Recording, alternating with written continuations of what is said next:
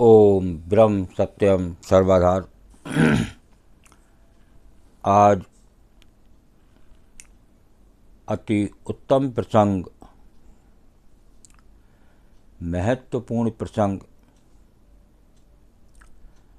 जिसको प्रभु याद आते हैं या एक भरोसा होता है, उसे किसी न किसी रूप में भगवान जरूर मिलते हैं, लेकिन वो पहचान नहीं पाता।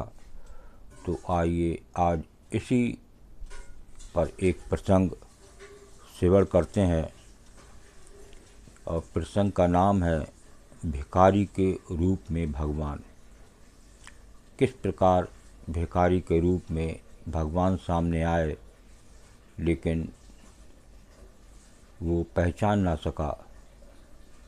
कैसे कैसे सेवा करते हैं प्रभु हमारे, किस किस रूप में आते हैं, हम ध्यान नहीं देते। आइए श्रवण करते हैं बहुत ही सुंदर प्रसंग। मैं कई दिनों से बेरोजगार था। एक एक रुपए की कीमत जैसे करोड़ों की लग रही थी। इस उठापटक में था कि कहीं नौकरी लग जाए। आज एक इंटरव्यू था, लेकिन दूसरे शहर जाने के लिए जेब में मात्र 10 रुपये, मुझे कम से कम 200 रुपये की आवश्यकता थी। अपने इकलौते इंटरव्यू वाले कपड़े रात में धोकर पड़ोसी की प्रेस मांग के तैयार कर पहन, अपने योग्यताओं की मोटी फाइल बगल में दबाकर एवं 2 बिस्कुट खा के निकला। देखिए कितनी स्थिति खराब थी उसकी। आगे श्रवण करते हैं। सिर्फ रुपए 10 होने की वजह से पैदल ही जैसे तैसे चिलचिलाती धूप में तत्काल बस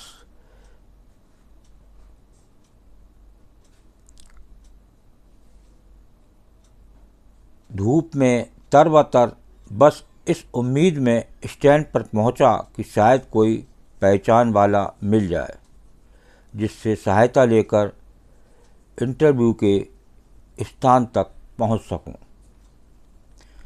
काफ़ी देर खड़े रहने के बाद भी कोई नहीं दिखा। मन में घबराहट और मायूसी भी थी। क्या करूंगा, अब कैसे पहुंचूंगा। पास के मंदिर पर जा पहुंचा। दर्शन कर सीढ़ियों पर बैठा था। मैंने देखा मेरे पास में एक फ़कीर बैठा था। उसके कटोरे में मेरी जेब और बैंक अकाउंट से भी ज़्यादा पैसे पड़े थे। वो फ़कीर मेरी नज़रें और हालात समझ के बोला, कुछ मदद चाहिए क्या। मैं बनावटी मुस्कुराहट के साथ बोला, आप क्या मदद करोगे। वो मुस्कुराकर बोला, चाहो तो मेरे पूरे पैसे रख लो। मैं चौंक गया। उसे कैसे पता मेरी ज़रूरत।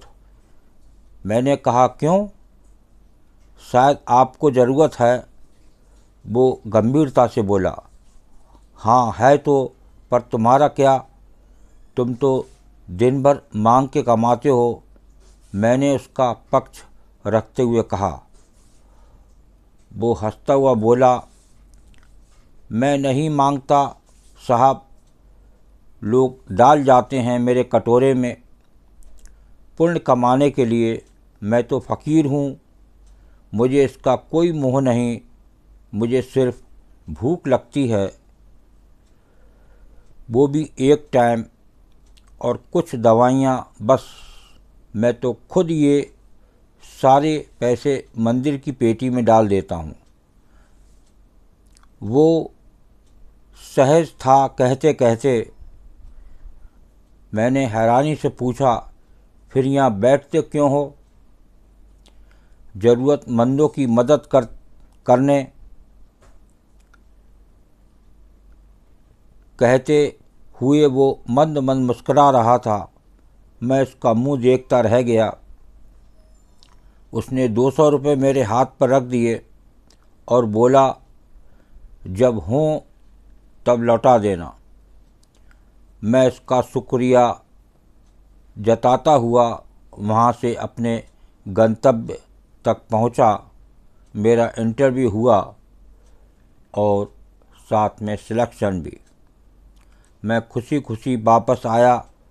सोचा उस फ़कीर को धन्यवाद दे दूँ। मैं मंदिर पहुँचा तो बाहर सीढ़ियों पर भीड़ लगी थी। मैं घुस के अंदर पहुँचा, देखा वही फ़कीर मरा पड़ा था। मैं भौचक्का रह गया। मैंने दूसरे से पूछा, ये कैसे हुआ?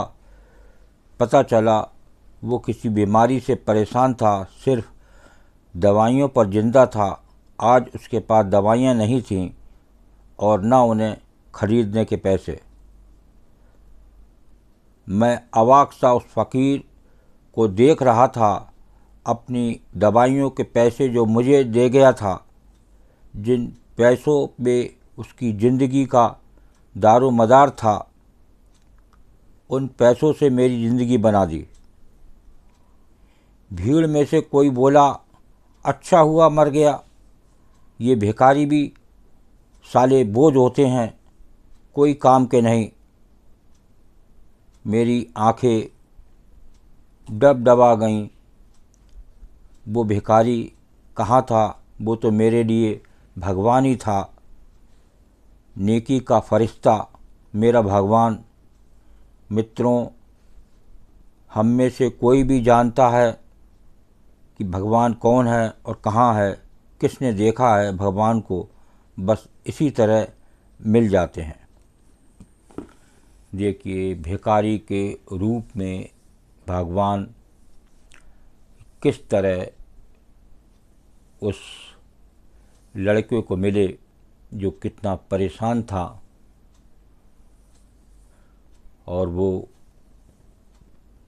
उसने सोचा शायद कोई मिलने वाला मिल जाए, तो नहीं मिला। और किस रूप में वो भिखारी के रूप में उसको सेवा मिली और वो उसका इंटरव्यू में सिलेक्शन भी हुआ। वो खुशी खुशी धन्यवाद देने आया था उस फ़कीर को, लेकिन वो फ़कीर मर चुका था। किस ईश्वर रूप में उसने उसकी सेवा की और उसको उसका काम चलाया। ये है प्रभु की कृपा। कब किस रूप में प्रभु कहाँ आ जाएं, ये पहचानना मुश्किल होता है। तो एक भरोसा प्रभु का, एक विश्वास प्रभु का हो जाए तो निश्चित ही वो प्रभु दूर नहीं है, वो इस देह में विराजमान है। बस हम मन से याद नहीं करते। अगर मन से याद करें तो प्रभु हमारे हर समय अंग संग है। ओम ब्रह्म सत्यम सर्वदा। दास का प्रसंग अच्छा लगा हो तो ज़रूर शेयर करें, ताकि और भी लोग उस प्रभु को जानें। ओम ब्रह्म सत्यम सर्वदा।